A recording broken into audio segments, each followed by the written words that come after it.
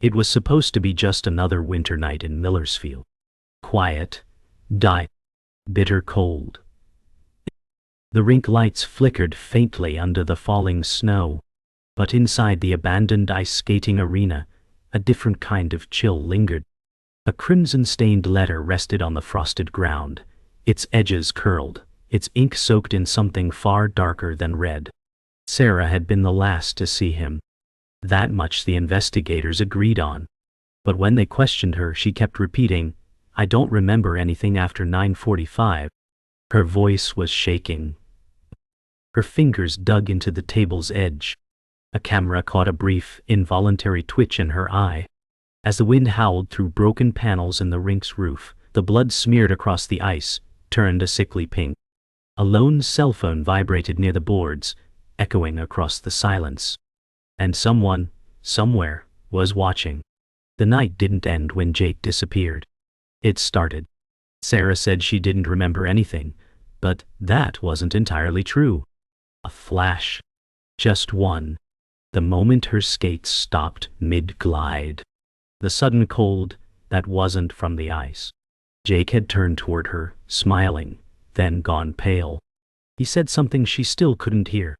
Then silence. Her hands trembled, gripping the boards. The crowd noise faded into nothing.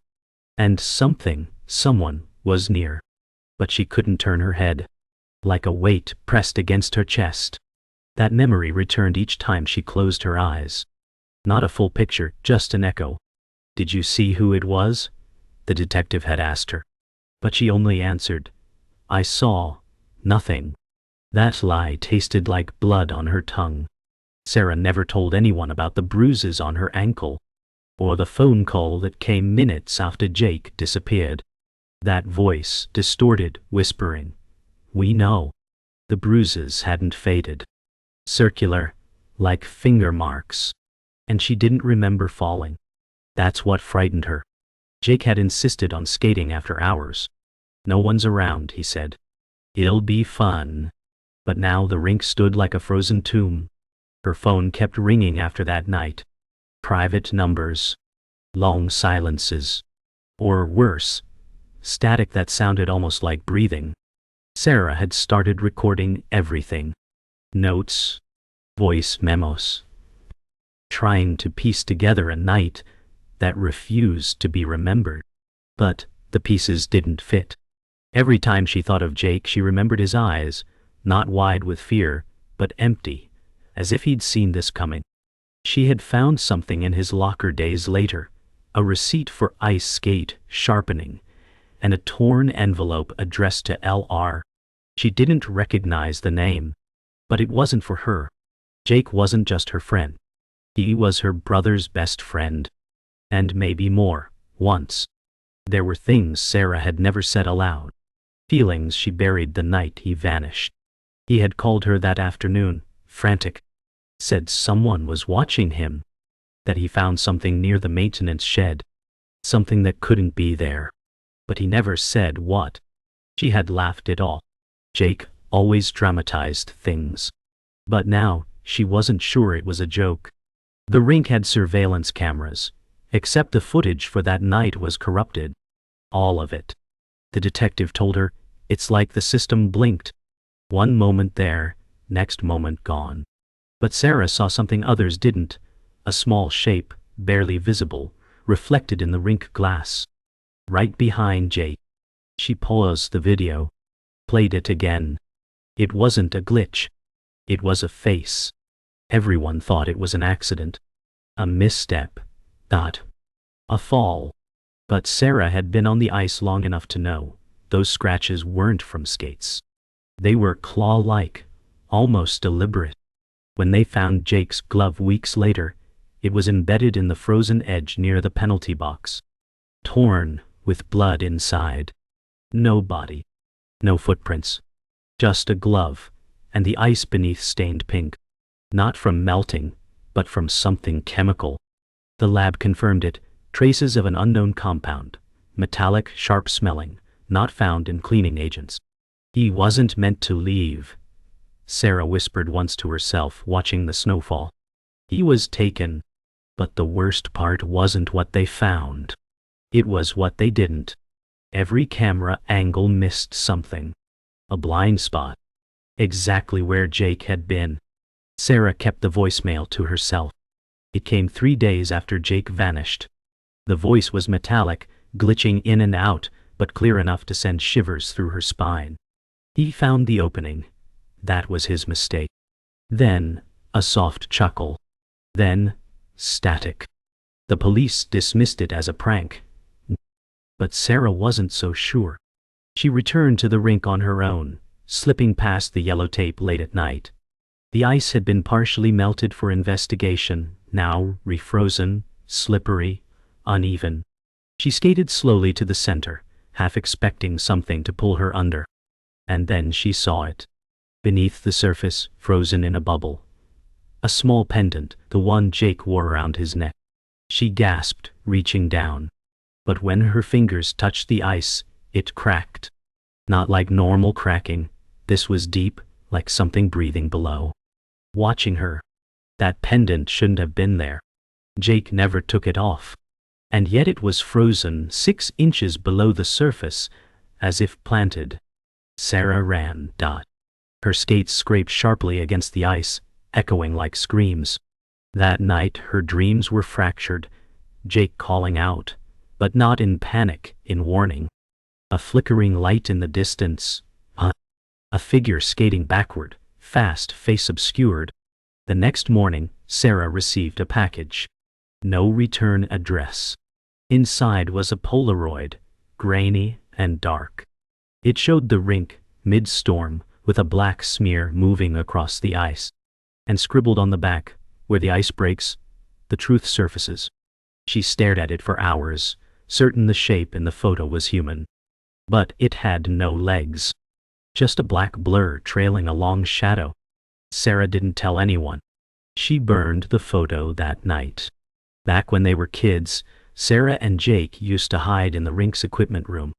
It was off limits, always dark, always cold. But there was a trapdoor, and behind it, a forgotten maintenance crawlspace that led under the rink. Jake once told her, "There's stuff down there that shouldn't be." She'd laughed. But now, standing before that same trapdoor as an adult, she wasn't laughing. It was half opened. Something had used it recently. The dust had been brushed aside, and a long streak of red ran from the door to the wall. Sarah crouched down, flashlight trembling in her hand, and peered inside. It wasn't deep, maybe 5 feet, but the air was thick. Wet. And it smelled like copper and mold. Hanging from a pipe was a red scarf. She recognized it immediately. It had belonged to Laura Rice. Missing since 2013. Laura Rice had vanished after a figure skating event. No signs of foul play. No leads. Sarah remembered the story well. Her brother had idolized Laura. A prodigy. Everyone said. She was just 15. And now her scarf hung like a warning. Sarah didn't tell the police. She knew they'd seal the rink forever. Instead, she followed the crawl space as far as she could. The tunnel curved awkwardly beneath the rink. The air grew colder. At one point, Sarah slipped and fell, her hands landing in something slick. Oil, maybe. No, it was sticky. When her flashlight flickered on again, she found herself staring at a wall of scratched messages. Hundreds of them, carved into concrete. Names, dates, phrases like "high weights below," and "skate until it finds you." Her breath caught. And in the center, scrawled in red ink, "Jake." Sarah didn't remember climbing out. She remembered the messages. The cold. The shadows that moved when she didn't. But not how she got out. The next thing she knew, she was home, soaking wet, scarf in her hands. Her phone had 6 missed calls, all from the same number. No voicemail. Just a text, "You're not alone anymore." That night, she sat in her living room with every light on, watching old footage of Laura skating. There was something strange in one video. Frame by frame, she paused and zoomed in.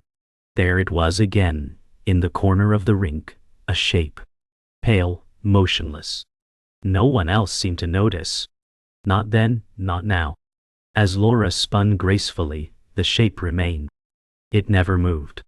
Until one frame, her final spin, when it turned its head.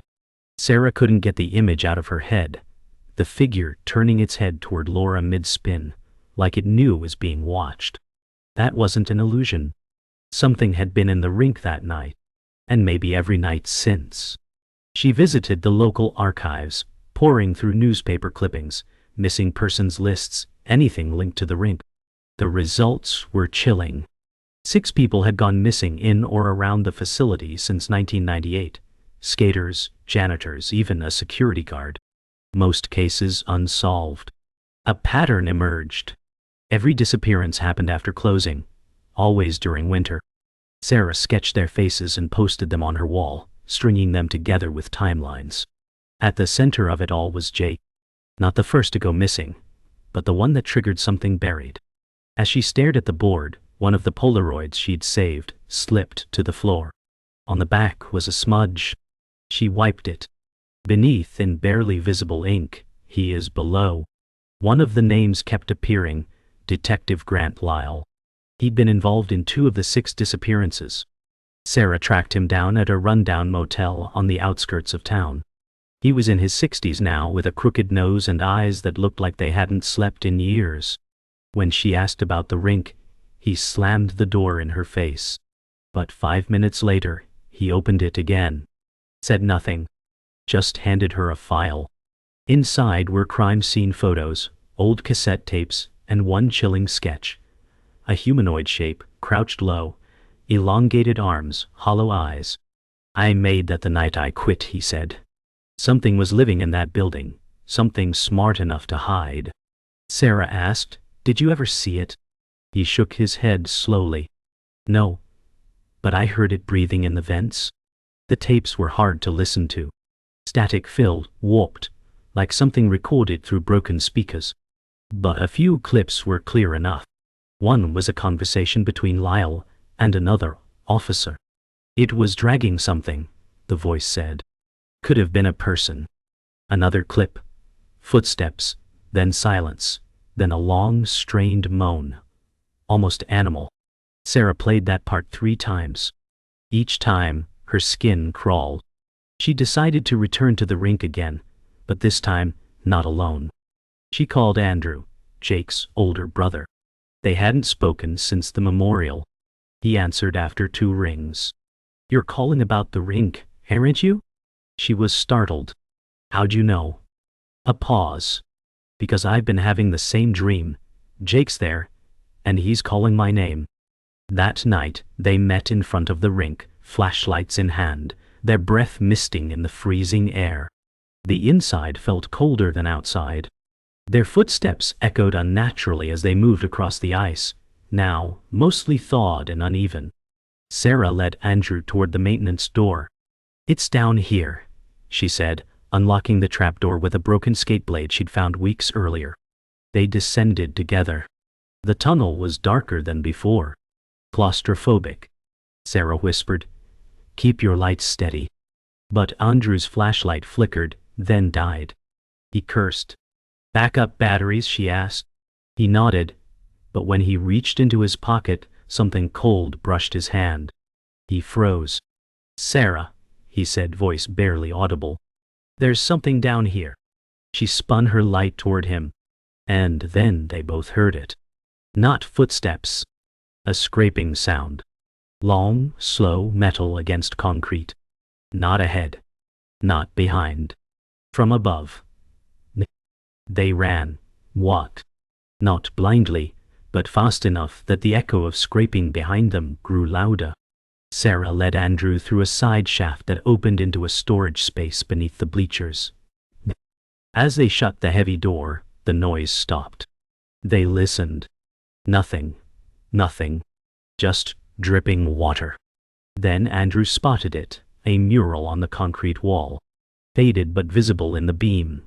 A crude painting of skaters circling something black in the center of the rink. Some of the figures were smiling. Others had no faces. Beneath it, etched with a sharp object, It only takes one fall. Sarah turned slowly. A pile of skates sat in the corner, ancient, rusted, mismatched. And on top, a modern one. Jake's.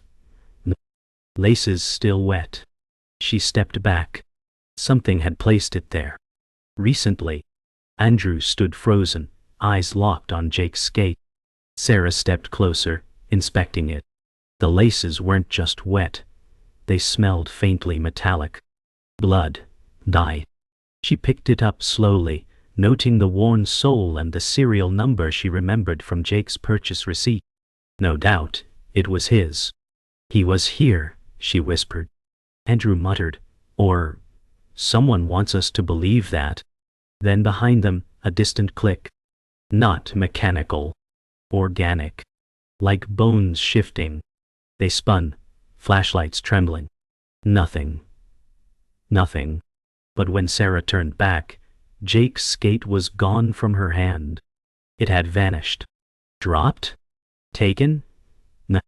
She didn't know. We have to get out, Andrew said. Sarah nodded, backing toward the corridor. But before they reached the exit, a soft scrape echoed from the direction of the mural. It wasn't following them anymore. It was waiting, watching, and very close. They didn't speak on the way out. The tunnel seemed longer than before, like it stretched with each step. When they emerged into the rink, dawn was breaking. Pale light filtered through shattered windows. Sarah collapsed onto the bleachers, chest heaving. Andrew sat beside her, head in his hands. I felt it, he said finally. Something was in there, something alive. Sarah nodded. Then pulled something from her coat, a small piece of ice that had been wedged in Jake's skate blade. She held it up to the light. Inside, frozen and distorted, was a sliver of paper. She melted it gently using her breath and gloved fingers until it slid free. A single sentence was written in jagged ink. He hid the rest beneath the ice. Sarah looked toward Center Rink. That phrase confirmed it. Jake had left something else behind. The town didn't believe in hauntings. But they remembered what happened to Laura. And then, Jake.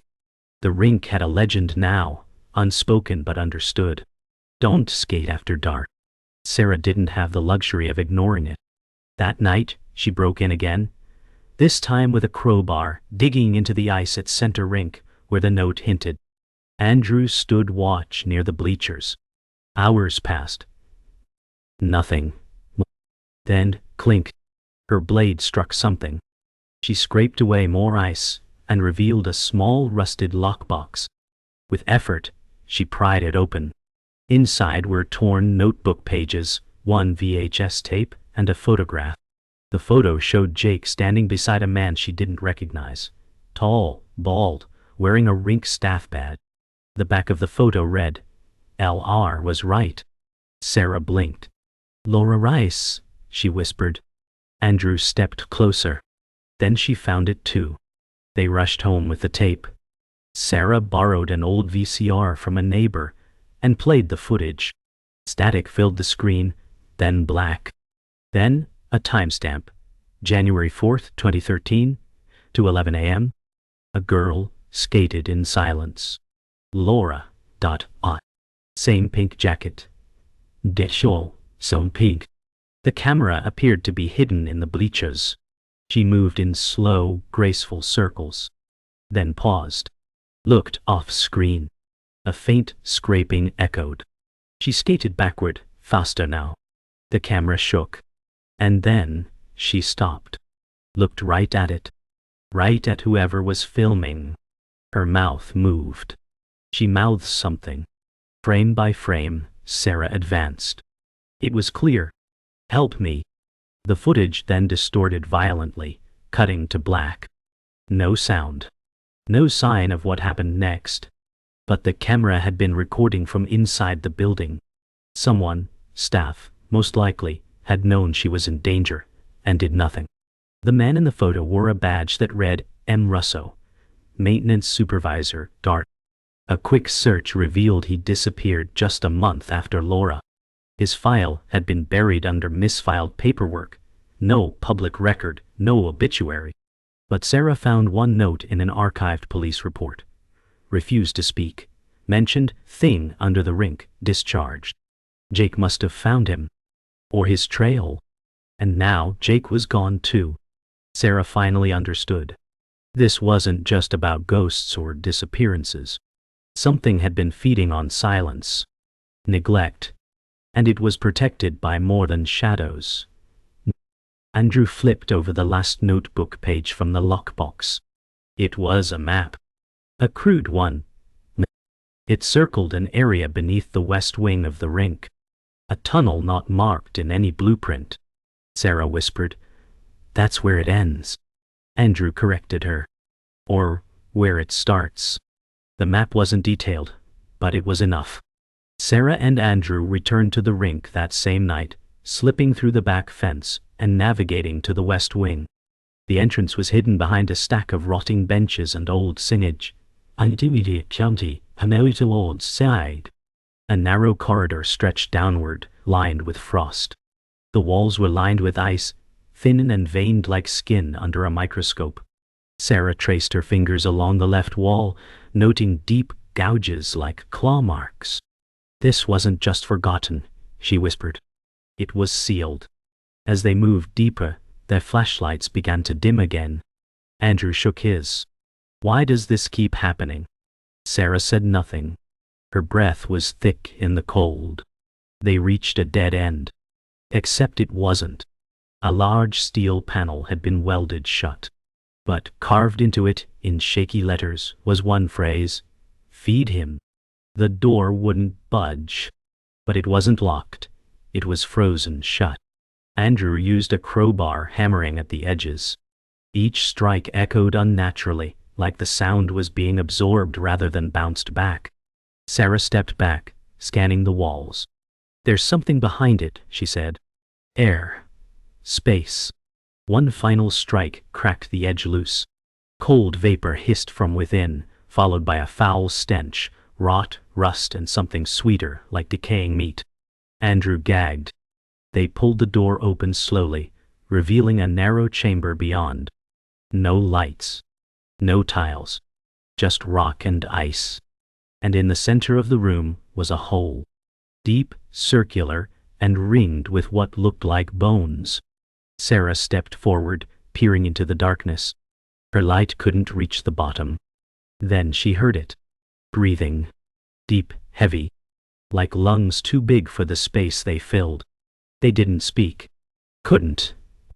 The sound from the pit wasn't just breathing anymore. It was movement. Wet, slow dragging, and the faint grind of something sharp against stone. Andrew stepped back instinctively. "We shouldn't be here," he muttered. Sarah turned toward him. "Jake came here. He saw this.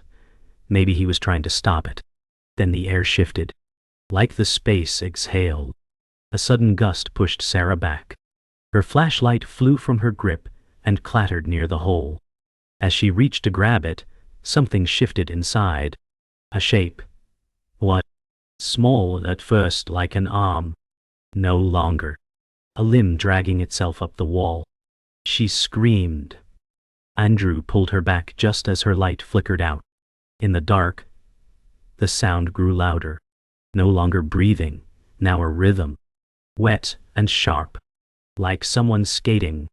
They ran. Back through the corridor, slipping and scraping as their lights flickered with every step. But the sound followed them. Not footsteps. Not claws. Skates. The hiss and scrape of blades carving into ice. Except there was no ice beneath them. Just stone. Still, the sound remained. Impossibly close. Impossibly fast. Sarah stumbled near the exit, hitting her head against the wall. Everything went white. When she blinked back to awareness, she was outside. Cold air. Snow. Oh. Andrew shouting her name. She'd blacked out. She looked behind her. No sign of the thing. No tracks. Just silence. But she knew what she heard. She whispered, "It was skating." Andrew didn't respond. He was staring at her hand. She looked down. Clenched in her fist was a ribbon, pink satin. Laura's. They didn't go back to the motel. Instead, they drove aimlessly until sunrise, watching the sky shift from black to gray to bone white. Sarah held the ribbon tight, fingers numb. "It's not just a place," she finally said. "It's a trap." Andrew nodded slowly. Someone made it that way. Someone fed it. They returned to the archives after sunrise. Dug through everything: ownership documents, renovation blueprints, maintenance logs. That's when Sarah found it. A permit filed in 1996. A hidden subchamber dug below regulation depth. What? Signed by M. Russo. But next to the signature, another name. In different handwriting. L. Rice. Laura had signed it. Or had been forced to. They looked at each other. "She didn't vanish," Sarah said. "She was taken. Because she knew." Andrew added, "And now it's trying to pull you in." Sarah didn't argue. She already felt it. Sarah stood in the archive room, staring at the permit like it was a confession. Laura Rice hadn't just signed off on the illegal excavation. She'd uncovered it. And someone, likely Russo, had ensured it stayed buried. "She knew too much," Sarah whispered. Andrew paced behind her. "So did Jake. And now they're both gone." But Sarah shook her head. "They're not gone. Not completely." That night, Sarah went home and replayed the Laura footage again. Over and over. Looking deeper. There, in frame 289, Laura's reflection on the glass wall. But in frame 290, her reflection was missing. Gone. Something pulled her out of existence, Sarah muttered. She knew then what had to happen. "It's not enough to run. We have to trap it, or expose it, or both." Andrew hesitated. "You want to go back?" Sarah didn't blink. "I want it to see me coming." They spent the next 24 hours preparing. They mapped the vents, the crawl spaces, and every tunnel they had access to. Sarah printed backup photos, taped knives under her sleeves, and packed 2 old flares. Andrew brought a camcorder and a bag of salt. "Just in case," he said. "For folklore." They returned at midnight, slipping through a side window. The rink felt colder than ever. As they reached the center, Sarah placed Laura's ribbon on the ice. "You're not forgotten," she whispered. Then they walked to the west wing, toward the sealed corridor. It was already open. A dark trail of water snaked outward. "It's awake," Andrew said, his voice low. They entered slowly. This time they didn't hear breathing. They heard music. Faint, distant, an old skating tune playing from nowhere. Slow. And twisted. Out of tune. And underneath it, the sound of blades. The music grew louder as they stepped into the chamber. It echoed in their skulls, not just their ears. The pit was still there, but the air felt heavier. Like something had risen halfway. Sarah placed a camera facing the hole, then backed up slowly. "We need proof," she whispered. Andrew nodded, gripping the camcorder. Then from the pit, a slow rise of mist. A shape began to emerge. Long limbs, jointless, dragging upward. It had no face, only smooth, pale skin that shimmered like ice. Then as it pulled itself higher, Sarah shouted, "Now!" They lit a flare and tossed it into the pit. The creature shrieked, a sound like metal screaming underwater. It recoiled, writhing. The camera caught it all.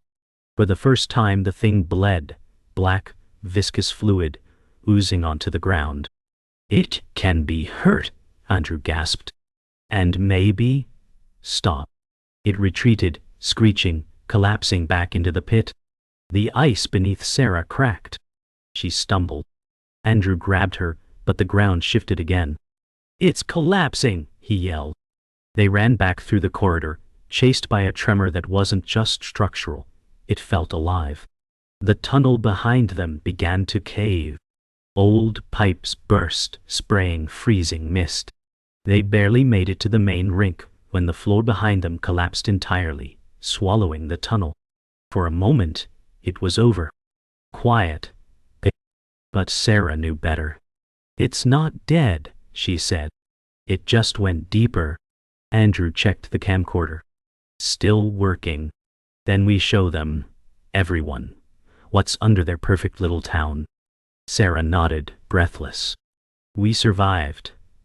That's the beginning." She looked out at the ice, which had started to fracture near the center. One long line. Like a crack in reality. They uploaded the footage anonymously, local forums, conspiracy boards, encrypted email drops to journalists. Most dismissed it. Some called it a hoax. But others believed. Messages flooded in. "I've seen that thing too. My sister disappeared in 2008.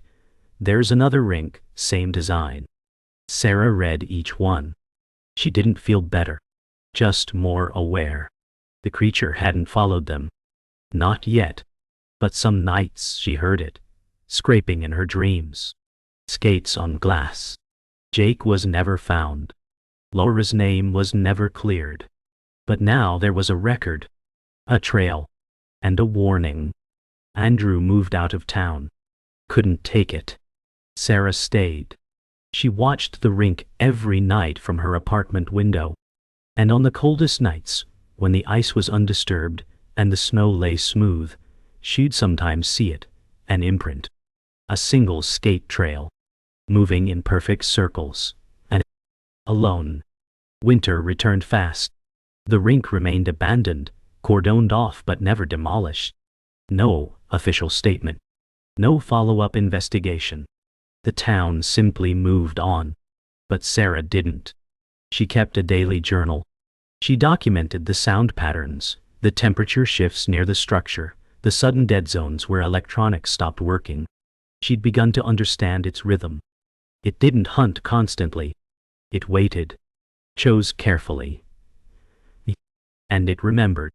One night, while reviewing her camcorder footage again, Sarah noticed something chilling. A frame she hadn't seen before. Not from the pit. From her apartment window.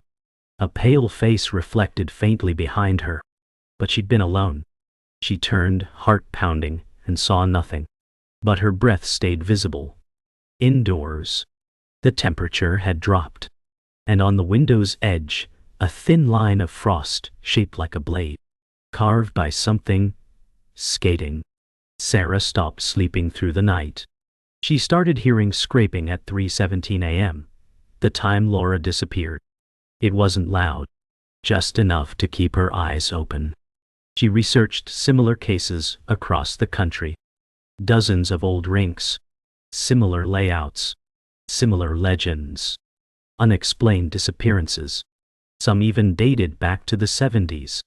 The design was the same every time. Olympic-style architecture, single entrance tunnels, sealed subfloors. It was deliberate. She mapped them all. A pattern formed. A ring. Centered on Millersfield. Her town. Her rink. Sarah whispered to herself. It was never just here. Andrew called once. Said he dreamed of the thing, this time wearing Jake's face. It doesn't forget, he said. It mimics. It waits. And if it wears your face, it's already too late. That night, Sarah covered every mirror in her apartment. The camcorder battery never died. Not once. It had recorded the creature's retreat, its cry, the collapse of the tunnel. But the final footage from that night showed one last thing. Jake. Just his face. Flashing in a single frame. No timestamp. Just one expression. Blank mouth slightly open, eyes hollow. Sarah froze when she saw it. Rewound. Not what? Frame advanced. Nothing. Nothing. Just static. Then, again. Jake's face. It's using him, she said aloud. That night, she returned to the rink. Alone. Not. This time she didn't sneak. She walked through the front doors, broken and hanging. The ice was dusted with snow, soft, untouched. She stepped onto it and waited. "You want me," she said to the silence. "I'm here." The air thickened. The lights overhead began to flicker. And from beneath the surface, something stirred. The ice cracked beneath her, a hairline fracture spreading outward in all directions like a spider web. But she didn't move. "I see you," she whispered. Beneath the ice, shapes twisted, arms, faces, mouths, frozen in screams. Some she recognized. Jake, Laura, Dada, others unknown. They didn't move, but they watched. And then it rose again. Slow, gliding upward like a dancer. That same faceless figure, its limbs too long, its torso shimmering like frost. This time, it didn't retreat. It circled beneath her, mimicking a skater's rhythm. Sarah dropped the camcorder onto the ice. "Let them see you," she said. The figure stopped. The rink lights dimmed to black. Just her in the cold. And then, from the ice itself, a hand breached the surface. Not reaching for her, but offering. Like it was inviting her to skate. To join them. She didn't take the hand. Instead, she stepped back. "No," she whispered. "I'm not yours." The figure paused. The hand withdrew. Slowly. And the rink began to go still again. The cracks in the ice healed over unnaturally fast, like it had never happened. The lights buzzed, then steadied. It was testing her. Waiting. Waiting. But she had seen enough. She picked up the camcorder and left. No chase. No noise. Just silence. That was worse. Outside, she looked back one last time. The snow fell in perfect spirals over the rink. No footprints. No sound. Just one long gliding line on the surface, carved recently. Sarah said nothing. She turned and walked away. Not victorious, but alive.